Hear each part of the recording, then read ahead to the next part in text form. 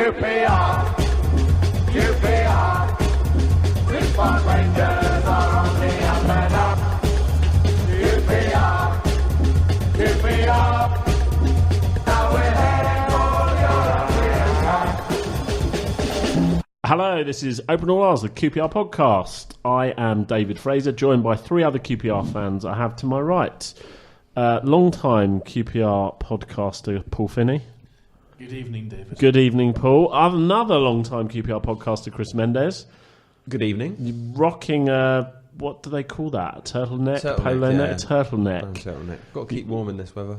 Yeah. Yeah, it's a sort of brown turtleneck. You look like you're at your A Bond villain. a Bond villain at your holiday home in Aspen, where you are taking guests skiing or something like Thank that. you very much. And also Paul Hull. You've been on 4 times. So what does that make? That makes you eligible for the Open All R's Forever Club. Thank you very much. Good evening, all. You get a free pie. Yeah, you get a free pie. I wondered how long until that was going to come up. What type of pie is that, though, Paul? I don't know. It was a pasty. Was that pasty? Did we get free PR with it or not? That's true. I didn't do the podcast last week because I was at the Sutton Arsenal game, which I enjoyed immensely. Right up until Tuesday morning, I enjoyed it, and then a bit less so. The funny thing about that is, I Who know ate all it's the pies then? I know it's a QPR podcast. The funny thing about it was I was working on Saturday and saw news that Sutton's goalkeeper went off injured, so they had to put a defender in goal. He did, and I have now got an extraordinarily large knowledge about Sutton United. The one thing that's funny about that, or that isn't funny, is actually that in the conference, whatever it's called now, National League, they're only allowed 5 subs, so most of the teams, a lot of the time, don't play with a sub goalie, so that's not that unusual. Okay. But they also didn't finish off the story the way that the tabloids perhaps would have liked them to, because they won the game. Yeah, They won the game 3-2 in the end with their defender in goal. Anyway, Shame we didn't win. Let's talk about QPR. There's quite a lot to talk about this week. If this is your first time listening to the QPR podcast, welcome. You can listen to old episodes on. You can listen to old episodes on our website, which is qprpod.co.uk. You can follow us on Twitter and also go to our Facebook page. So, a couple of things I just need to go through. We have a sponsor tonight, which is Paul Brown. So Paul Brown is sponsoring us, and he sends this message. As you might know, I live here in Perth in Western Australia. In recent years, I've been returning to West London quite a bit, and I'm returning in April for a few weeks just to catch up with everyone I know there. You can mention me on one of the podcasts if you like. Most people know me as Sludger. So we all know Sludger. So thank you very much for the sponsorship, Sludger, aka Paul. He says what you do for Ars fans is fantastic, especially us overseas, He's a lovely fella. which is very nice. Cheers, Paul. And he is coming over in April and would like QPR fans to be in contact, go for a couple of drinks, that sort of thing. So Finney's guaranteed definitely not to buy him a beer. Here we go again. most definitely.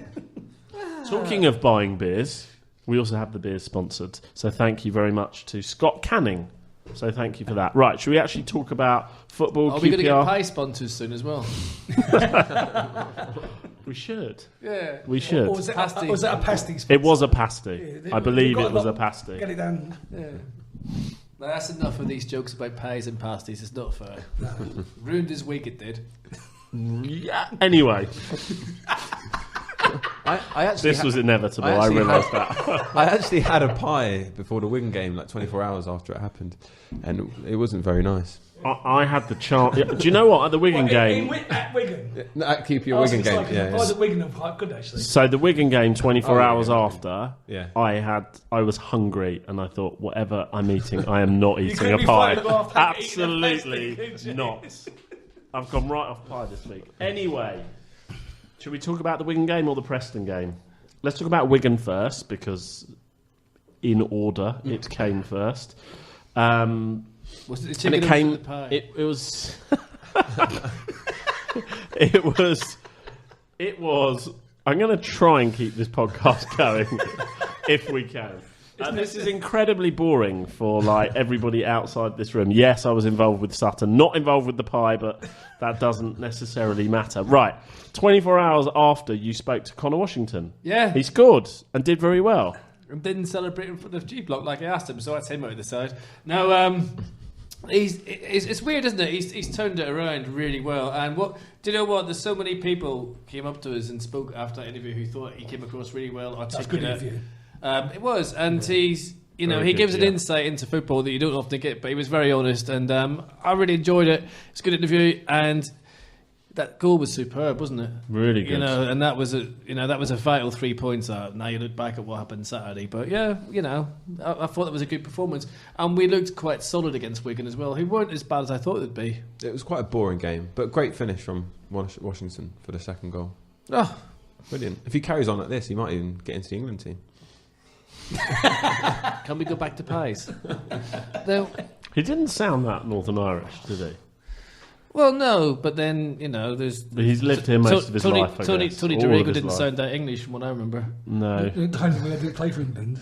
Tony Dorigo. Oh, Tony Dorigo. Tony sorry. Dorigo, Yeah. yeah. That's good, yeah. Yeah. No, anyway, he's not, but who cares? We got to European Championships. He scored. I don't care. I'll take anyone. I don't care where they're from. I'm not like that. I thought it was a very good interview. I Excellent. enjoyed it a lot. I thought he came across really well. I thought it was good insight to the squad. He had a lot good stuff to say about Anua. I thought it was quite interesting what he said about Alex Smithies and how he is improving his finishing because he plays against Alex Smithies in training, and so made he some has quality to be saves on better. Saturday. Yeah, you don't really think about that, do you? No. About strikers playing their own goalkeepers in training. But I suppose they have shooting practice and they don't shoot into an empty net, so it does help to have a good goalkeeper there. Funnily enough, and I mentioned it to a Spurs fan I know, and he had read something similar that Harry Kane had said. That Harry Kane had got a better finisher because he's got to face Hugo Lloris every day in training. He's obviously a quality keeper. So no, you don't really think about it. I thought that was quite interesting, and he definitely has. Actually, isn't it? Yeah, It is a compliment. yeah. What does that massively. say about Steve Slade? Who were the goalies then? What was that Jurgen Sommer era? That was god. Keepers then would have been Summer. Ooh, yeah. Anyway, but Lee Harper, wasn't it? Lee Harper, yeah. Lee Harper. Anyway, but the other thing is interesting. I think with people like Connor Washington is because they've had a different journey into football and they haven't had that environment all their life. They do appreciate how lucky they are, and you can see that how it comes through in his interview. And he's had a hell of a journey as well. I mean, he had a normal job like the rest of us only a wee while ago. So fair play to him. And I don't think that's got normal jobs then.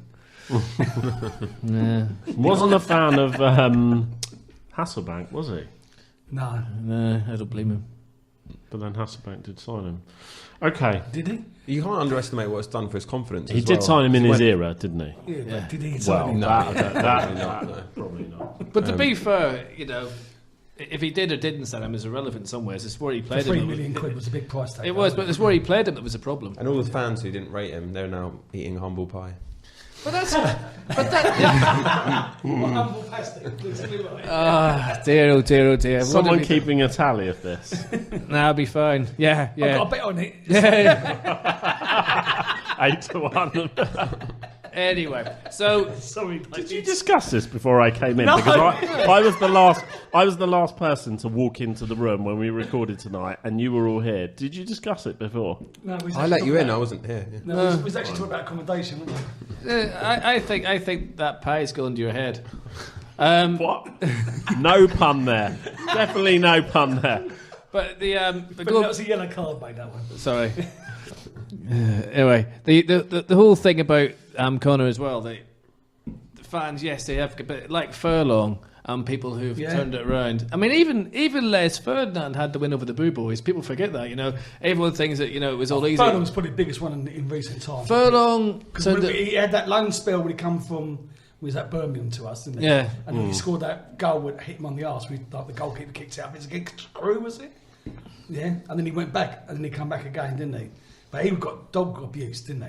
I mean, Helgeson turned it around as well. He did. He got a. So I mean, listen. We all want players to do well, don't we? I mean, that's the whole thing. And people like him as a sort of players we want to try that we want to make better that can enjoy themselves while they're playing. And it sounds like he's actually enjoying himself.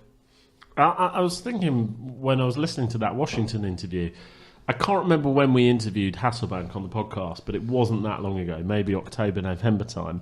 And he was basically saying he's got to play Washington out there because he's building his whole team and whole system around Charon Cherry. And he can't. We can't play Cherry as a winger. He has to play in the middle, and so everybody else basically Got to fit in. it has to fit in. And now, this is how quickly football works. Hasselbank's gone, Cherry's gone. That kind of makes a mockery of him, though, because he wanted to build his team around a player who, even if he had done that, would have been off to China anyway, because, the amount of money that came in for him, he wouldn't have turned that down. The trouble with Cherry is... The club could have turned it down. No. I think the trouble with Cherry is he was always like a half-baked pie, wasn't he? And he never progressed to be the player that he should have been. This is turning out to be a pathetic podcast. It is. Because we are pun first. Analysis, content second. Sorry, let's end it now. But I think with Cherry, he never became the player he should have been, and it never developed into the player he should have been. And perhaps, they say round holes and square pegs. Definitely Hasselbank wasn't doing that, and perhaps it was just too many people with too many fingers in their pies picking this out at times. I don't know. It just didn't work. Paul, Hull, Preston, you were there. Yes. How was it? It was all right, actually, to be honest. I think we played very well the first half. Second half, I think we lost our way a little bit. I think the referee was absolutely horrendous, but I don't like keep blaming the refs. Did you ever clear a few that said enough? Because I thought that was ridiculous. Yes, I think there's only one person on the pitch who thought that was a foul, and that was the ref. The linesman was 4 yards away, never flagged it. Their players didn't complain about the tackle. It was just like, I thought, well, it just didn't make any sense whatsoever. I've got to speak to cut the people in the bar afterwards, as I do every now and again, and cut the press and people. Nobody thought of sending off. Really. Ridiculous. And the problem with that too, you had a card rule. You can't appeal it. No. That's something that the FA and league football they need to really look at. The referee was awful at times, I've got to say. Really? I mean, they were third in the league. That's what worries me about the refereeing, because if you start getting the best referees in the Premier League, like Clattenburg going to China, the gulf between referees in the Premier League and the Championship is already bad. It's going to get even worse. But the Premier League's the richest league in the world, so if other leagues... Not for referees, it's not. But if other leagues are taking our refs, why can't we do the same? Why can't we bring in the best refs from around the world? Spain. Why do they need to be English? Maybe they will. But there's a limit on what refs paid in this country, isn't there? It's a fixed fee, more or less. They get the expenses, don't they? It's a real shame that Right. we couldn't transfer Well, refs. Because I would have more than said that. But there's no reason why we can't change the rules and bring good refs here. Import them in. Sorry, Paul. No, you're right. Because I would have transferred Rob Styles to the Irish League. I mean, that man hated us. I've never. You know when you see some referees and you think, oh, they'll be. He actually came out to send as many players as he could every QPR game and to frig us up every game. He hated us, and I hated him. I'll tell you what, though, something we haven't discussed yet. Talk about Preston, that gone now, is it? No, we're still talking Preston. Sorry, They've decided to bring in goal line technology into the Championship next season. So that game we had at Blackburn, that goal would have been allowed. We'd have had a few more points on the board. Well, to be fair, that goal was a joke anyway, because it should have been allowed, and I don't understand why it was. But going back to Saturday, how did you see the formation Saturday? Did that work, or was it tinkered with again? With the three at the back again? Yeah, I don't like it, I've got to say. Oh, really? I don't like it, especially away from home, but also they've got some really fast players, and New and a few people did get caught out a couple of times. But I've got to say, Smithy made some real fantastic saves. One in the first half was amazing, it's a world-class save. But it's good to see. You see, there's a better vibe through the team, definitely, and they all seem to be put in the same way. And I know we've got an interview with him later, but Jamie Mackin, when we went 2-1 down, we got a corner. He was out beyond the crowd, stirring it all up, and it was just like a. And there was a lot better atmosphere because obviously we scored, they scored just before half time. But it was still at half time downstairs behind the back of the ground. Still a bit of a buzz, and people were like feeling a little bit more positive, and it was nice to see. To me, that's the first game I've done. So it wasn't a meltdown? No, it weren't, and I could see that being on the aspect. There would have been a meltdown. Do you know what I mean? Because it did start getting a little bit nasty towards the end, didn't it? As it always does. And I just thought that was, I don't know, it was quite a few positive. I was disappointed. I thought we'd done enough to walk away that game with a point, really. But I think the sending off and then you're up against it. We had a really good chance right at the end. I can't remember who it was. But I've got to say one thing about the goal, which I loved. Did that just remind you of Clive Allen's goal against Crystal Palace? The back heel. It just instantly when I see it on the telly, because obviously you're down the other end, and just but obviously the old backflip thing. I don't think Clive could have ever done that bit. Yeah. Freeman only did what Loire did earlier in the game, and he ended up getting sent off for it, didn't he? A cheeky little back heel. Hey. What did we think of the somersault? Ratings for the somersault? We've seen a lot of somersaults recently, haven't we? 10 out of 10 because he didn't get injured. So Yeah, it's good, yeah. doing a somersault after a goal is hilarious and all well and good until that first time someone gets an ankle strain. I would have liked to see Sammy Lee do that when he played for us. I mean, we're really doing some up-to-date references here tonight. I think Clive Allen, that goal was probably, 1980, 81, something like that? It's 82, fine. So that was 35 years ago. Sammy Lee played for us 31 years ago, maybe? Yeah.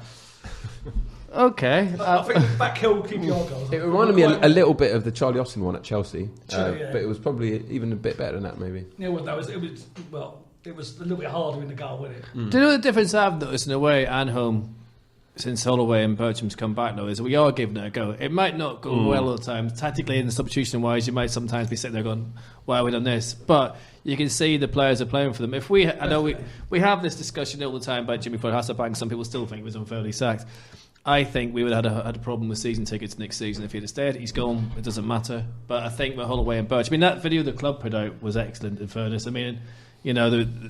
sorry, you put your finger up. Go on. I know. All I'm doing is putting my finger up to say, let's talk about that after the Jamie Mackey interview. Were you about to go on to the season tickets? Yes. Sorry. No, it's all right. Should we talk to Jamie Mackey instead? I think he's far more interesting. Let's talk to Jamie Mackey instead. So, Clive Whittingham from Loft for Words caught up with Jamie Mackey, and he got a brilliant interview which you're about to hear. The one thing I should say before we play this interview was it was not done today or yesterday. This interview was before the Birmingham game, so that's 3 games ago. Yeah, we've had 3 games since. So there's a couple of references that are slightly out of date. But apart from that, it's a really interesting, insightful interview when Clive met Jamie Mackey. So, Jay, you were out of the team for a really long time with various injuries. Can you actually sort of run us through what the problems were? Because having signed for the club, you kind of got man of the match on your debut and then disappeared for about 18 months, which must have been soul-destroying for you. But what exactly was the issue? Yeah, I think when I first signed, like you say, I missed a fair chunk of pre-season, which is always a problem with... Not a bad injury, but I think at the time it was just a niggly groin injury. It wasn't of any note. I always thought I'd be able to start the season like I did. I then missed a few games with the same kind of injury, and then as I got back into the team, it was Fulham away, and I came on when we were 3-0 down, and obviously I ruptured my hamstring, which is a major injury, completely out of the blue. Very hard to say if it could have been prevented, but not a problem you'd had before. No, that's what I mean. Yeah, nothing. I mean, I obviously had a double leg break when I was here before, but apart from that, I've never had a muscle problem in my life. So it was, and I work extremely hard every day for injury prevention and being a good professional, like I've always been. So it kind of came out of the blue. I then rehabbed that. Jimmy was the manager. I kind of came back in and around it. I started to pick up a little bit of form, but it's really hard if you don't get that kind of full pre-season and trying to break into a new manager's way and teams. It is quite hard to do. So I came back and started to get a few games, and obviously had a nightmare and ruptured my hamstring again. Is that just trying to force it, or is it just one of those things? Nah, to be honest, I was fit. There was no issues with that. I was fit. I got caught in a terrible position on a pitch. It wouldn't have mattered who got caught in that position. You'd probably do the same injury. It's a freak one. Right. It's really hard. I was like in a stretch position with all my body weight on there. I've looked at it. They had it on with the specialist. They had it on video, and it was kind of, if you had the strongest hamstrings ever, I think you would have been in big trouble. It's a freak position I got in anyway, so I had to deal with that.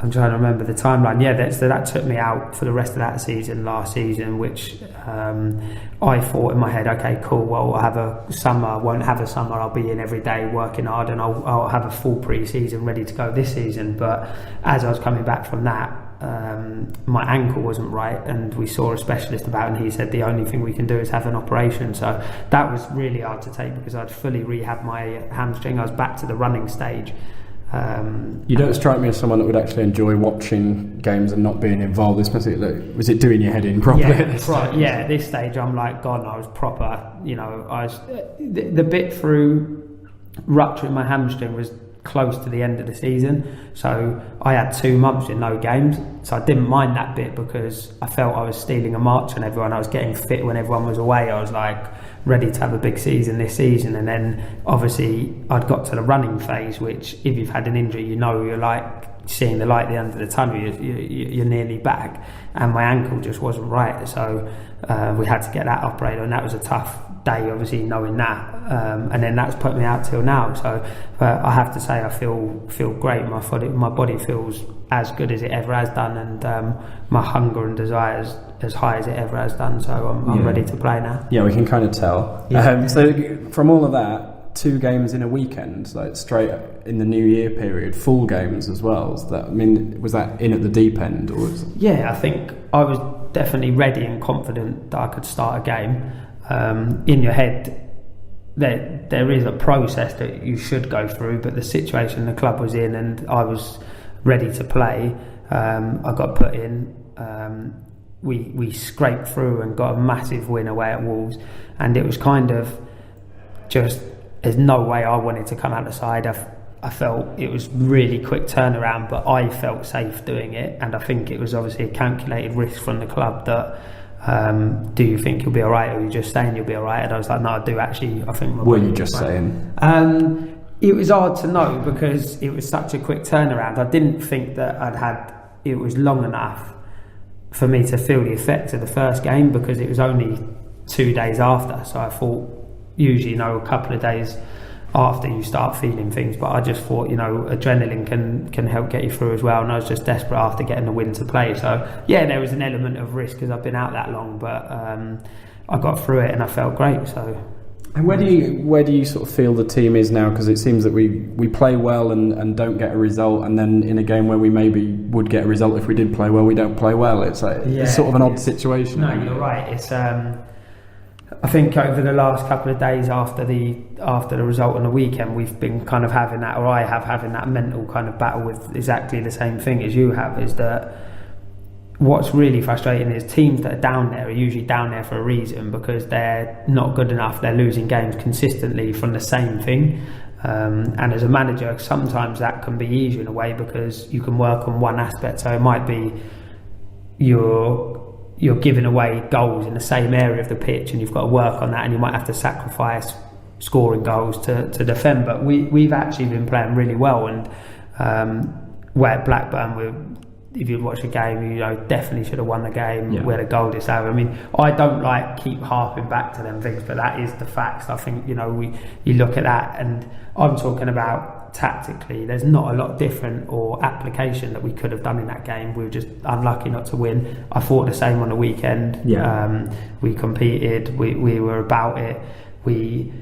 They're a team that are third in the division, and we're down there. You wouldn't have thought that if you had watched the whole game. They're getting better results than Newcastle and Brighton at the minute. Exactly, and we applied ourselves away at Newcastle. We got a good point.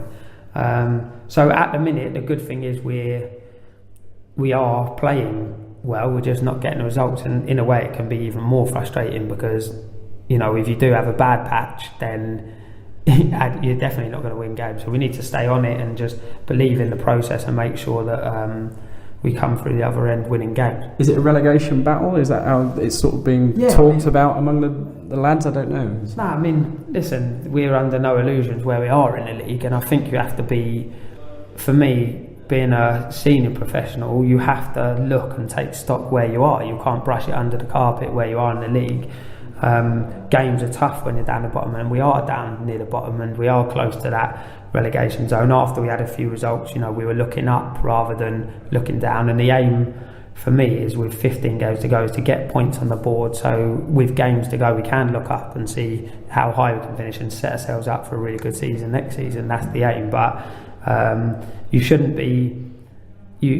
not embrace where you are in the league. We have to realise where we are, and we have to realise it's serious, that we need results. No panic, but serious. Of course, yeah. If you panic and start doing things that are unnatural and not listening to the instructions, then you're not going to win games anyway. So you will be down there. So you have to do the right thing. There's no panic because we believe we're good players and we've got good players, and we've got a good manager who we believe in. So we've got all the right things, the right tools for us to get wins, and we do believe that wins will come. So there's no panic, but at the same time, we've not got the luxury of sitting in mid-table completely going like, right, we can do this and that, and it doesn't matter that it's a game for free. There's no games for free. We need to win games now. Yeah. How has it been with the new manager? Because there's been sort of another huge turnover in players in January, which is like friends leaving and new players to bed in and things. But you strike me as kind of an Ian Holloway player. So has it worked for you? How's it been? Clearly, it's worked for me because I was injured when he came and he's put me back in. So it's great for me.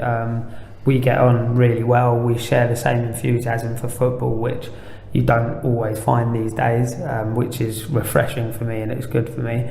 The manager's just got loads of really good ideas, and it's just getting those across. And like we're chatting now, he'll be chatting the same way. As we just need to find a way of winning, and we can evolve once we've got the wins on the board and take the club to where we want to be, and with the right players and the right attitude and commitment towards the club. But first and foremost, we need to get the wins on the board, and then we'll go from there. I know it's nothing new at QPR. I mean, you don't need me to tell you that, but the sort of high player turnover in a transfer window, how does that sort of affect a group? Does it take a little while if you've got sort of 6 going out, 6 coming in? Yeah, definitely. I'm used to obviously a big turnover of players and stuff, so it's not a massive change for me. I'm cool with that. You've got to help the new players who are coming in. You've got to tell them what the standards expected of them are, and if they don't buy into that, then even their new players, they won't play, because I think it's great to have new players because they come into the club fresh. They've got no hang up about where we are necessarily in the league or what we've done before or haven't done before. They're coming in to make a point and try and pave their way in their own career. So it's always good to get fresh players in, but it does take a little bit of time to bed them in. This is the point, we don't have loads of time, so they've got to do that quickly and find a way of getting those few wins, which will make it easier for the new players. It doesn't really work for radio, but you're sitting here in the Cardiff sort of commemorative kit. I mean, that's part of the fabric of our club, and I suppose, do you consider yourself part of that fabric as well? Now you've been here 2 spells, long time. It seems. I mean, probably not a QPR fan as a kid, but it feels like it's sort of your club. Is that fair? Yeah, I definitely have that feeling and that affiliation with the club. I love it. I probably worry and think about it. Don't arguably too much. People say I find it very hard to switch off from the club and us getting results and stuff, where I know I make sure that I'm the best I can be every day, because that's all I can affect. But it does mean a lot to me. I love it here. That's why I came back. So like you say, yeah, it does mean a lot to me. I mean, in terms of feeling like I'm part of the fabric and stuff, I think I leave that for other people to decide whether I'll be remembered when I finish playing. Hopefully I will. If I'm not remembered at the club, I'll always love the club and think what I think of the club. That will be unwavering. I'll always think that it's got a special place in my heart. I love it here. So I've had success, which was amazing, and it's not easy to get success in football. There's a lot more lows than there is highs in terms of collectively in football. But I do believe that if we can get through this patch, I really believe that I can just see with the players that we've got, I really think that we can build something again and be decent and be up there. QPR have only been promoted 8 times in the history of the club, so you're part of one of those. So you're certainly, I think you'll certainly be remembered. Can I ask you how you sort of left in the first place? Because that seemed really odd to me at the time. That the manager at the time seemed to really like you and said really nice things about you in press conferences, and then sort of bombed you out at the end. Tough time. Yeah, kind of like that. It was never a bad departure. Like, we've had a massive falling out. I mean, he said that he's got other players in mind because we've been relegated, which always happens. I obviously wanted to carry on playing. I thought that at the time, the changing room at the time when I left wasn't a great place, but they were trying to shift players. I didn't know how easy they would do it, and in the end they managed to and went up, which was amazing because I was still friends with all the guys, so I was supporting them from afar. I think it was just an opportunity for the manager at the time to get his own players in, and an opportunity for me to maybe try something different. And unless you do that, you don't really know what you had before, and it was kind of a situation like that where you got to Forest and quickly realised. Listen, I've got nothing. They're a massive club, you know. They've got a big fan base in their own right and great history behind them. But just it works for you at certain places, and you don't always know that until you've gone. And luckily enough, I had great relationships with people here, and they wanted me to come back. And obviously, I jumped at the chance. So yeah, it wasn't a massively negative thing at the time. I wasn't overly happy about going necessarily. It was just kind of evolves like that when new managers come in or we get relegated. There's always got to be some sort of turnaround, and I was part of that. That's football. Of course. You kind of take the emotions out of it at the time and be like, if I'm not going to play loads and you see other people playing in front of me and I'm not going to be respected in terms of playing all the time and what you think in the squad. So I was just lucky enough I was able to come back.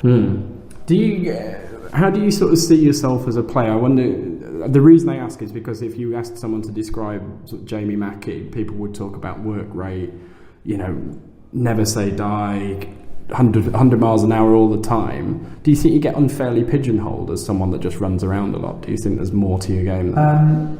Or do you just not care? No. I mean, I don't, because one thing I have to say is that anyone who pays money to watch football, you've worked extremely hard to earn every penny. You're allowed an opinion, and I respect your opinion, especially if you're a QPR fan coming to watch us play. You're allowed to say what you think and your opinion about players. I've got opinions about players that other people don't agree with. They think different things, but as far as what people think of me, they can think what they want of me. I go out every day being the best I can be, and what I would say is pretty much every manager I've ever played for has played me. So I'm 31 years old and I've played, like I say, I've never had a spell where I'm not really playing. So I've always taken comfort from that and confidence from that. I mean, as my game goes, you can't just get someone. If it was as simple as just running around and giving your all, then you're not going to have a career like I had in the game. That's a fact. So I know that I've got qualities. I don't care if they're overlooked by people. I'm just happy that I'm having a career doing something that I absolutely love. Always have done as a kid. I feel very, very lucky and fortunate that I am, but there's been a hell of a lot of hard work going into that from me from when I was a kid, and I still maintain those high levels. My game's based around hard work. That's a fact. If I didn't work hard on the pitch and play with the energy I did, I wouldn't be playing at the level I am now, or even played higher than we are now. So I do understand what kind of player I am. I'm not gonna change. You either pick me or you don't. I can be adaptable, but I think people know what they're going to get from me. Yeah. Why? We've only won 4 times at home this season. It seems really odd. Loftus Road used to be a sort of weapon for us. Yeah. Is there one thing you can put that down to, or is it just one of those things? Yeah, I try to. Although I've spoke to everyone about it, and it's like, if I knew, it's kind of that question that if I knew the answer, or the manager knew the answer, we'd win every game, wouldn't we? It's a hard one. I personally love coming here and playing. We've beaten big teams here, which is, I think, the ground and the way it is at this club is an advantage. That's why we have beaten teams here. So why we're not consistently this season, I don't know, but I certainly know there's some games coming up for the rest of the season. We're going to have to turn that round, and hopefully we look back and go, well, we did have some big results here come the end, because we definitely need them. Is there a particular goal of yours over your time at QPR? Because you've got a habit of scoring against those big teams, like in those big games, like the Aguero game. You sort of set that whole situation up with your goal. The Liverpool one down here, which I don't quite know how you celebrated that in such a calm manner. Is there a goal that sort of sticks out from your time with us? Those two you've mentioned are obviously very special to me. the Liverpool goal was big because we stayed up that season, and the 3 points were far bigger than the personal accolade of scoring the goal. So that's why that meant so much, because it was a winner, you know. It was 3 points. It was a big game, big turnaround, and that gave us the impetus to go and beat other teams at home and stay up that season. The Aguero one, because of the magnitude of the game, was probably such a big game. Could you believe that, as that ball's coming in and you're like, there's no one around me, I'm here, this is it? That was it. It was kind of like very surreal the whole day, I have to say. And like I say, we stayed up, which was amazing. To stay up in the Premier League is a big achievement for any side, I believe.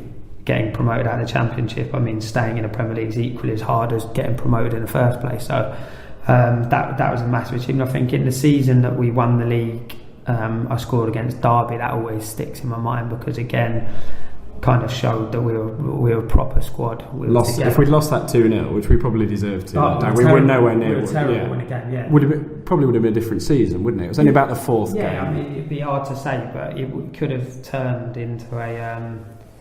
It gave us big lift that game, and we really believed that we were onto something that season. The team spirit was amazing. Best team I've ever played in, best group of lads I've ever played in, best squad, best season. From there, I've always been chasing that season, and it's very hard to get that feeling back. And as I've got older, I've kind of realised that I'm lucky I've had that season, and I just keep it in isolation and not try and chase it too much, because you won't ever replicate another season after another season. That's the nature of football. It's so unpredictable. So I'm very lucky I was part of that squad, because it was a special place then. Well, listen, we're glad you're back. Really glad you're back in the team. Touch wood with the injuries and everything, that you stay fit and healthy, and the rest of the season goes a little bit better than it has so far. Top man. Thank you very much. No worries, anytime. Paul, what do you think? I thought that was a really pucker interview. And what? Ding! What comes across there is that he has been massively unlucky with injuries, but he's focused as hell, isn't he? And he's only 31, dude. Like, he's still got. I couldn't believe that. Yeah. And he still runs around like a 25-year-old as well. But I'm a bit like myself, actually. Radio. There's a few people. There's still. You missed the joke there, Paul. I know. I'm not going to make any more references. It's wrong. It's just boring now. There's people who still slag Jamie off, who still doubt his ability. But the season we got promoted, a lot of the goals we got was him hassling people and making mistakes, so the likes of Helgeson and so on could latch onto it, and Tommy Smith and Adele was able to pick up the ball from people misled passes and falling and this, that and the other. He played such a big role in us going up, and yet people still didn't rate him, even though he scored in the Premier League against Liverpool, which a lot of people haven't done, and especially a winner. He completely transformed that game. He came on massively. He didn't only just score a goal, his energy completely turned. I mean, that Derby game he talks about, he single-handedly changed that game. Oh, well, he's got the two late goals. You know, and people are still. I mean, I don't care. I like what you said. What did you say to me after you listened to that interview? Well, there's two things I said. One, he should never ever be let go from this club. He's QPR. He gets QPR. Yeah, he never wanted to leave QPR. Yeah. He was made to leave, and the guy just QPR through and through. What impresses me most about him is that he's had like long-term injuries before. He's had semi-long-term injuries, but with a lot of players, when they have these injuries, they come back and they never really get back to their best. But it doesn't seem to take anything away from his performances in terms of effort and enthusiasm. No, I agree with that. No, and the other thing, I mean, when he double broken leg, I mean, that was bad at Blackburn, what happened to him, and the way that horrible player behaved to him the off as well. He you know, he gets us. He understands it, and he probably knows he's not Pele, and he never said he was. But I tell you what, he's worth a few points a season. I tell you, he's worth keeping on, even as a substitute, because he will get you goals, even if he doesn't score them himself. He will force defenders into mistakes. And I really I like him. Hard to say. Yeah. When we listened to him talk, the way he was saying about why him and Holloway connect, and they think the same way. I'll definitely put some money in it. I think if you thought the same way as Holloway, you should really maybe be in the hospital. Yeah. There's only one in Holloway. Is he a David Beckham voice double? He does sound like David Beckham, doesn't he? A little bit. A wee bit. I never thought of that till you said that. Well, Paul looks a bit like him, doesn't he? This podcast is going so far downhill. Honestly, we're going to get. They're going to pied. Just don't call for Chris. Unnecessary. It hasn't got the right ingredients for a pod this week. It really hasn't. But you're just taking the puns away from me. We need to stop and pause for a minute. We need to beef it up with more football content. Yeah. You're making a gravy error talking about pies too much. So let's talk about season tickets. our bits was funny. Just saying. Paul. I Paul. Before the interview, I interrupted Finney. You were about to talk about season you always tickets. interrupt me. It's fine. I don't take it personally. The season ticket prices got released this week, and they're staying the same. But also they're introducing a payment plan which they didn't have. They didn't have a proper one last year. It was did done they? for a finance company last time. They've shelved it, haven't they? Yeah. Interest free is massive. That is a massive help for families, and that has to be welcomed. Season tickets frozen. We're still not the cheapest club in London for the league position we hold. We all know that, but it's good to see the board are no longer digging into the fan base and asking for more money. That's always a positive. Well, they couldn't do, could they? Walk-ups and family prices I'd like to see looked at to encourage the next generation. We need to start thinking about the next generation of QPR fans. We need to start building. If we're going to have this big stadium and move, we need to have the infrastructure to do that, and we need to start building it. And the only way you can do that is getting people to come back into the ground. So that'll be. But yeah, it's really, really positive what the club are doing, and Have they said anything about names on the seats? I think they're coming back, which is really annoying because everyone That's knows. one of my big bugbears, as you know. I've gone on about it for ages. I think they're coming back, Paul. I've never said a horrendous thing they've done. Well, especially for children, I don't really care because I know who I am. But it's, and unfortunately, with my name in the seats, so does everyone else. Are around you me. sure about that, Paul? I'm not sure. I'm not sure you do. Dave, I don't think you sort of know where my stance on that is. Go on. Because obviously, I think most people, demographic of QPR, I think it's only 3% of the people from the actual area of West 12 go to QPR. Of the people that are there on match day. Okay. So they're all from around Surrey, wherever, High Wycombe corridor, Infant corridor, wherever they go. Yeah. But as I sort of say to my son, as I said for the kids, there was a seat at QPR with his name on. Yeah. Right, so he knew, even if he wasn't there, he couldn't get it because he was playing football. Whatever.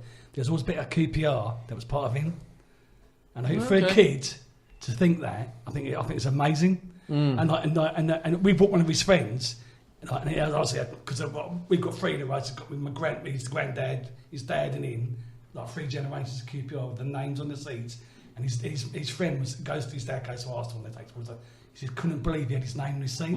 He thought it was absolutely amazing because the emblem changed, and it's going to cost him, I don't know, was it £6,000 or whatever to stick some names on the seats.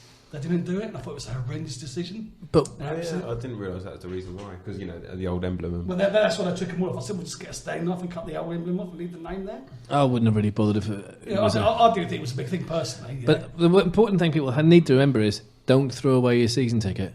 Because that's your season ticket for next year. Is that right? Which is cost cutting, which is I suppose is sensible. Yeah. I've got no problem with that. For the new people that send out, can they not put so much glue on the new ones? Because it took me about 6 weeks to take the glue off it. Because every my one of them just gets stuck together, like trying to catch 4 cards, you're trying to put them in the machine. Yeah. I would have found that glue to put on my car. Sorry? Say that again. I'll put the glue on. What? I need that glue for my car to hold it together. Sorry. Maybe you can use a pie. No, just stop it. I will pay. If QPR listen to this podcast, which they might be, I will pay you money to put Pie Man on Fraser's seat for next season. Maybe you can sponsor it. Maybe we could Fraser something this seat can be sponsored. You want them to put it on my seat? You want them on the sticker? You want them to great big filling? Picture, you want them to filling? Just a picture of a pie. That was a pie pun, anyway. I know. I got it. Yeah. Anyway, carry on. But no, the What's your favourite pie, by the way? Chicken and mushroom. Good choice. Good choice. I'd love a gluten-free pasty, if I'm being honest. But you can't get them. Not at QPR. You can get them in live. You can get them, in life. All right, I'll have a look for that. You're the expert in these things. You tell me. I certainly am. Is it? What's the odds on that then? 8 to 1. Brilliant. 8 to 1 were the odds on Wayne Shaw, as we know. But go on. I bet he's a Chelsea fan. He looks like a Chelsea fan. Southampton. They're Oh, all really? Southampton fans. That Sutton lot, It's all been of a them. bad week for him then. Yeah, he Oh, was or a there. good He week, was there maybe. yesterday. All the. This is an aside. All the management team at Sutton are from Southampton, which he was part of. The management team. They're all Southampton fans. Do you know who used to work around the corner from Sutton's ground? Paul Clement. I saw him mention in the press conference, and he was saying how funny he found What, the whole the pie pie shop? thing. No, he was a PE teacher. Oh, so we went to Yeah. the pie shop. What a coincidence that must have been. Yeah, but he's come a long way from there. Okay, let's As a try manager, and it's move on different, if we can. The 1967 commemorations this weekend against Cardiff. So, for anyone that may have missed this, that hasn't been on the internet for the last 24 hours, this coming Saturday, the 4th of March, is let me make sure I get it right, the 50th anniversary of the victory in the 1967 final against West Brom, and the club are marking it by bringing out a limited edition white kit that we're going to wear against Cardiff. I think it's got very light silver hoops on it, which has a number of names and names from kind of the squad that were involved, and it seems to have gone down quite well. They're also going to put these shirts on sale in the club shop, limited edition 500, and they're marking it generally in that way, but also I think they're inviting a number of players on Saturday as well, and generally it's going to be a celebration of the anniversary. And I think money from the shirts is going to Forever Hours Club as well. That's right. So the shirts are £66.67. Have I got that right? I think so. And half of it goes to the Forever Ours Club, and I understand it comes in. They go on sale on Saturday, limited edition, and they're in quite a nice presentation box. I've memorised the press release pretty well, haven't I? Well, it is your job. What do we think? What do we think about the shirt? I like it a lot. The I think it's brilliant. celebrations. I really liked it until I went on Twitter and saw Mark Bircham suggest that Jamie Mackie looked naked in it because he's so pale. I was like, I didn't need that image in my head. Yeah, but it's nice, very nice. I think it's brilliant. I think it's, again, the club doing the right thing by embracing our history and a celebration of the past, which is something we haven't been brilliant at in the last however many years. And I think it's a pride moment for the club. It does kind of remind me of the 2003 playoff final, though, which was also against Cardiff. It's weird, isn't it? I don't know how many times we've worn a white strip since 1967, but it's not many. I certainly don't remember us wearing it in the last 30 odd years, other than once. Didn't we wear it the year we went down with the Compass? Did a white? Few from did a white one. Oh, yeah, you are right. Yeah, you see? are right. I don't know if it was all white, though. I've got a feeling the shorts were not white. Had a bit of Were blue in black, it. maybe. Had a bit of a few from. Anyway, yeah. No, I think yeah. Do you know what kit I really loved and we'd never wore it ever again? Was the one we lost 4-1 against Villa in, which was black with a red thing. Les Ferdinand's got an absolute screamer from about 35 yards. Anyway, I loved that old black kit. I know, David, younger viewers, that was the time before you were born. If you were born after 1985 and you would like to come on our podcast, please do. Come on. This is I've got to say, there's one thing about Saturdays, getting back to the actual question, is it's also that my dad was there and with my granddad. So my granddad's now passed away.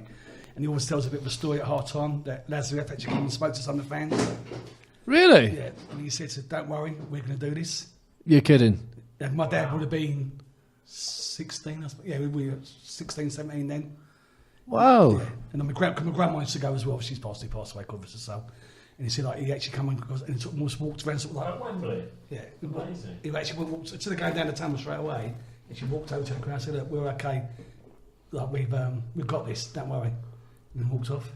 Brilliant. Yeah. Do you know what? That's a cracking story, seriously, Paul. And, you know, it's just, I love all that footage as well of the final. And then you That's great. The black and white one went out today, didn't it? Yeah. And then there's also a story, I mean, Matt Winton could tell this better than I could because it was his father did it, but they went down to a hotel in Bayswater. Sorry, Matt, if I've got this wrong. And they had nowhere to go. They didn't plan a victory thing, so they went to Harold Winton's place. He had a place down Bayswater and went into the bar. That's where the photographs are all from. Yeah. Okay. So that's quite amazing. And that just shows you that little QPR announced itself to the world that day and everyone knew who we were. This is reminding me that someone set up a archive QPR account on Instagram. Yes. Oh, really? With some, I'm not on Instagram. with some amazing photos on there. I don't know who Oh, is. it's irrelevant then. Yeah. Oh no! I just don't Instagram like. can't have photographs of you, Finny. I just won't take it. I just don't They take don't have photographs. enough filters I for don't you. No, you're right. I haven't got the face for Instagram. Okay. I've seen there's like gluten-free pie accounts. So you've got whatever you want there. So Can you not eat gluten? I wonder if that's Chris Guy and Martin Percival that they do a lot of the retro QPR stuff. It might be them. Possibly, and if you're listening, then let us know Yeah, who you it's are. not- Yeah, so we please, can- and by all means come on the podcast because that's brilliant if you've got that kind of archive. I've got it somewhere, but I can't find who it is because they followed the podcast today on Twitter, QPR Archive. Excellent. Very good. Well done them. See, it's all. Do you know? I think the last few podcasts we've all been a bit cheerful. There must be something we can moan about. I think our listeners need a good moan because otherwise we're going to be accused of being in the club's pocket. I think we're in a bit of a weird stage. We've written the now. season off, haven't we? Well, we've written the season off. in fact, the it's second week. 160 days in counting. It is 160 days until August the 6th, which is the start of next season. I think they should. And we're now on the longest pre-season ever, aren't we? I'm and sure the they week are. after is my birthday. I'm sure they are, but I hope behind the scenes they're just taking advantage of being one of those clubs that doesn't have to worry too much. I don't think yet it's like about going down or up, so you can start planning a little bit. Do we for look next like a season. side that could challenge next season if we get a few tweaks? Do you think? It's too difficult to Keep say. on the To be Smithies. honest, I don't We've want. got to keep it on the goalkeeper. I don't want our expectations to be too pie in the skies. So what should our expectations be? All right, David. Sorry, I know you're hosting, but what should I our? noticed the new David. I think he looks a bit pie-eyed. What should our expectations in your mind be next season? What would you call a good season? This is to everyone, by the way. Top 6. Really? That should be our expectation. I'm not saying if we don't get top 6, throw it out, sack this one, sack that one. But you've got to want to try and aim for that. I'm not saying we will. I'm saying that's what we should aim for. There's just a good feeling around the club, isn't there? There's a good feeling that there's some direction there, that there's some strategy there, that there's maybe even a bit of patience, who knows, and that we should be doing it. And if we are effectively now, we are on pre-season. You know, we're not going to go down, barring a total implosion. We're not going to go down. So tinker with it. Experiment. We've got whatever it is, 12, 13 games left. We should be aiming for that, even if we Get fall some a bit kids- short. Blood some more kids. As soon as we're definitely safe, blood some kids in it. Do you know what I mean? What do you guys think the expectation should be next season? I think next season, as long as the board are willing to offer Holloway some decent support, not ridiculous in terms of wages, keeping the same structure, then they should be targeting the top 6. Because this season it was all about consolidation, mid-table, which is fair enough. And it was the Kind big of- players' wages they had to got rid of. Exactly, There was yeah. a lot of work behind the scenes that had to get done, wasn't there? Yeah, and you know, if we go for the top 6, just miss out just by a little bit. I don't, you know, as long as everything's going well, it's just all about progress, isn't it? We're not going to finish in the top half this season. If we finish in the top half next season, then don't change the manager. Just keep going. I must admit, I've got a slightly different view on that. I just think there's been so much talk behind the scenes at QPR about a training ground and new ground, and nothing's actually come to forefront, has it? And I think we actually need something after all this talk about everything, something to happen. So like Tony Francis says it, I have done this. It's not, it's not just a training ground's number one priority. It is, because when, as you know, I'm sort of involved in kids football and licensed football coach and that, and I go around these places, not so much as I used to do now, I used to in the past, yeah. And you see like someone like Fulham have got, yeah, and what QPR have got, there's a country mile between us. Yeah. An absolute country mile, and that's. I'm not even talking about like people like Southampton or Reading or. And you go to some of the bigger places, obviously like Aston Villa or Tottenham. They've obviously got their Premier League clubs, but the clubs that I think we should be fighting against, league-wise and with youngsters, our training facilities are absolutely pathetic, and it needs to be addressed. And I've been banging on it every time I go to QPR, then I keep going about the same thing. Speak to Les Ferdinand about scouting. I've still never seen one at a ground. Still never met one. Never one's ever introduced me. Never seen one. My kids, my son, won a semi-final on Sunday. They were obviously in the final. Yeah, there was a Reading guy there. He had his top on. I see him. He's just walking around. I've never seen a QPR one. I know they are sort of areas, but like we're in Surrey, and this whole thing needs to be addressed. The training ground, let's get something done. Yeah, because without the background part to the team, and obviously the transfer policy of the board has changed, without bringing the youngsters through and having the facility to youngsters, their policy doesn't actually work, does it? Well, I think they've got all of their eggs in one basket with the Warren Farm thing. Yeah. So But what happens if that doesn't go through? It just has to happen. Yeah. But I think whatever happens, even if we don't get Warren Farm, because that's good, it's still a But couple also, of years. sorry, I just got into one thing, which I did say is where the training ground is now. There's a slight thing. There's a new runway going through there now. All right, so we can take off then. You might be able to get one of the planes to land there, yeah, but it's got to go. So they've got to fight. They have got no But it's choice. not, It's got to happen. but it's not fit for purpose. No, it's not fit. But I'm just saying they can't stay there because it's going to get demolished. But there must be. I mean, the trouble with us being a London club is that we suffer badly, like all London clubs do. Because if you're in one town club, the council will find you somewhere. Oh, yeah, of course There's they will. lots of places. There's lots of green belt land that they You will go free to up for you. You go to Uxbridge College. Brentford have got a massive tie-up at Uxbridge College. I know. Let's keep your ground all day long. But the trouble is that we haven't got. I mean, I always thought maybe go to London Irish or go somewhere where there's lots of pit. London Irish, their facilities are excellent. Well, there must be someone. What, Harewood? Yeah. Well, I've worked there. Yeah, it's an amazing place. But their directors had a sense to buy a golf club. They bought an 18-hole golf club and changed it into a rugby facility. We see a lot of clubs sharing stadiums, but do you think they'd be as willing to share training facilities? Because we shared with Wasps, didn't we? I know it didn't end well, but stadium. sorry, Training. And training. stadium and training at Twyford Avenue. Right. Yeah, But that's I suppose if what's it's a the rugby still club, got it's that? fine. You're not competing Yeah. against them. don't even talk to me about that deal. But what stadium's important as well. I know that's going to take a long time. But what you were saying earlier about only 3% of people in the local area supporting QPR, I mean, it's quite an affluent area now. You're not really going to attract They all go people. to Arsenal, don't they? Chelsea. Exactly, Because it's Premier League football, isn't it? and not just that, but because the facilities are much better and the match day experience is better. You can go to the Match day toilet when you want to. experience at QPR is horrendous. You either got to say, I'm going to go to the toilet, or I'm going to go and buy a pie, isn't it? This is what we can do, isn't it? But the thing is, The toilet's the best bit of the whole afternoon. what I've noticed is, I mean, they do a lot of stuff in the lower loft, and yet they've got the only bar in the lower loft, which is the family area, which is something that's a bit. There's got to be a way to improve everything in South Africa Road that the club will address, I'm sure, at some point.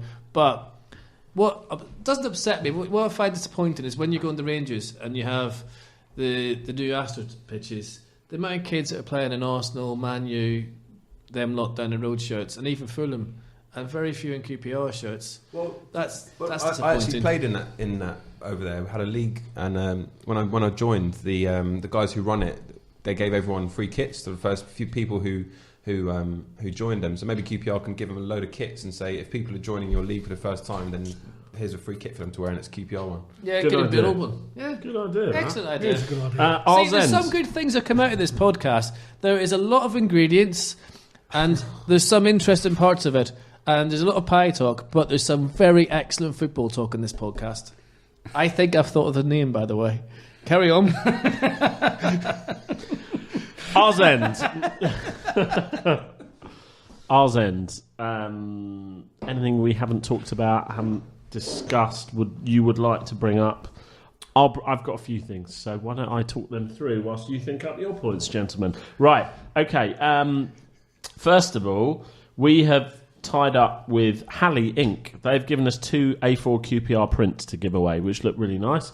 We're going to be excellent. sending out tweets and Facebook posts tomorrow. You need to retweet or share to enter, and we will pick the winner from Facebook, and one from Facebook, one from Twitter. So look out for that. Also, I'll use this opportunity to tell you thank you for listening to this week's podcast, but we're actually going to do a bonus podcast a bit later in the week before Saturday as well. So when Clive was talking to Jamie Mackey, he also interviewed Mark Lazarus, hero of 1967 and all that. And we're going to put that out as a special podcast later in the week. So please do look out for that, listen to that. Also, as we'll be saying on that podcast, our podcast is free and we never charge for you to listen. However, given that it's 1967, Stan Bowles and all those all the connections with that, if you do want to make a donation to the Stan Bowles GoFundMe page, you can do so on our website. Go to qprpod.co.uk and the button is there on the homepage. Right. You've now had time Can to we tweet a link for that? We will do. Yeah. We will do. A lot easier to share it, isn't it? We will do. Right, Ours End. I'll go last. There's a surprise. Just a couple of things. Neil Warnock's back at the weekend. Yeah. By the way, he did get caught in the week. Did you see that? He wants a minute booing when he dies. Did you not see that? What? He said instead of minutes applause, he wants to take it to all the grounds that hit him, and they can boo him for a minute. I'll take his coffee, man. If he just boots it. Apparently, he was on Goals on Sunday. Not this Sunday. Sunday before. He spent a lot of that time talking about QPR. Really? I think he's going to be in uncomfortable, uncharted territory on Saturday because he's not going to be booed. Yeah, He's not going to be booed, is he? No. He's kind of the But manager no one talks about. He though. came back with Leeds, I think, already, and he got a pretty good reception. He's still got the record of QPR managers of recent history with away wins in the Premier League at QPR, wasn't he? Yeah. What's that, more wins than anyone else? Yeah. I mean, That'll he teach won him. 3 away games and still got sacked. I mean, tell me that one. Do you know what? I'd also Let's like, not go there. I'd like to see Ravel Morrison at some point, this season. Or Is there I any fear news that of him? we'll at all never or see not? him ever again if we don't see him this season. He's on loan, so if he doesn't play, it just makes a complete farce of the deal to bring him here. Long Yeah. way to go yet. Fitness-wise. 13 games, yeah. Yeah. Yeah, there is, yeah. Hopefully we see him soon. Paul? Hull. Hull? Got lots of Pauls, lots of Chris's. Lots of pies. I'm in the head mistress office now. Yeah. Well, thanks for having me on again. I'd just also say, I think there was a lot better atmosphere amongst the fans than out on Saturday, and it was nice to get back to seeing QPR playing away, even though the weather was horrendous. But no, I think I'm really positive actually. I think Holloway's sort of like got a bit of the QPR magic back, and I think the fans are relatively happy. I just think we just need a bit of guidance from them from upstairs to sort of see what's going to happen in the next sort of like 12 to 18 months. I was a bit strange in its timing of the season ticket. I thought they sort of done that to get maximum benefit out of Saturday, because it's sort of like everything's all lovely in a love puff world and it's all great, yeah. But no, I'm quite positive. I'll be renewing. When you talk about guidance from upstairs, yeah, you mean Lee Hughes and Tony Fernandez, right? Just checking. yes, not the great almighty. Yeah. Finney's over there. Because we don't. Oh God, he's going to be unbearable now. This podcast has gone from surreal to completely ridiculous in one fell swoop. Sorry, Paul. Is there anything else to say? Because I would not like to interrupt you. Finney, it won't be the first time. You're fine, mate. Fair enough. Finney. Right. First of all, Excuse me. I'd like to thank David Fraser for giving me the biggest laugh last week I've had in a long time in football. I pissed myself, and I knew that you were there somewhere, and I What are knew. you talking about? You're talking about. And yeah, Okay. and I thought I was texting me going, that's Fraser in the shit. Oh, what, when you saw him eating the pie? Yeah. Yeah, it did Anyway- take up my whole week. Anyway. That's true. Enough of that. But one thing on a serious note, and thanks for taking it so sportingly well tonight, David. It takes a lot of people to come in here and get. That game pie face is not coming towards your house. Insert pun. Yeah. No, Go on. you've took it well, mate. On a personal note, I would like to say, we've already discussed it, but well done to the club and the season tickets. Well done on what they're doing on Saturday for 67. It's very important. It's so important that the youngsters embrace themselves in our history. And more importantly, I'd like to thank every single one of them players who are with us, no longer with us, and are currently maybe ill, going through a hard time. You put us on the map. We could never thank you enough. Our history, our ground, everything that has gone after that was down to you guys. You're forever, ever inured there, and I'm really pleased that QPR will be celebrating on Saturday as well, because they built this club. Pretty much says what thing you've said, Finney. Predictions for Saturday? I will probably lose now. And I don't ever say we're going to lose, but I hope our eye is not off the ball with everything that's going on. So I'll go for a 0-0 draw. And my father-in-law is a lifelong Cardiff fan, I beg your pardon, and he's sitting in the way end, and I have to take him home after and go out for dinner with him after. So please, can we not lose? It will be unbearable if we lose. Let's hope that we have a better performance against the Bluebirds than we had against the Magpies. Don't get that one. Magpies? Well, we did all right. Oh, magpies. Yes. Did you miss it? In case you missed it, it's another pie pun. Chris, prediction. I think it'll be like 2-1 to QPR. Yeah. Paul, Hull. Sorry, lads, I think we're going to stuff them 3-0. That'll do. That's a good place to end. This has Yeah, been yeah. open all ours. I think it's a 2-2 draw written all over it.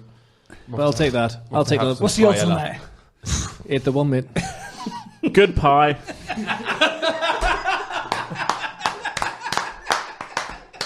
UPR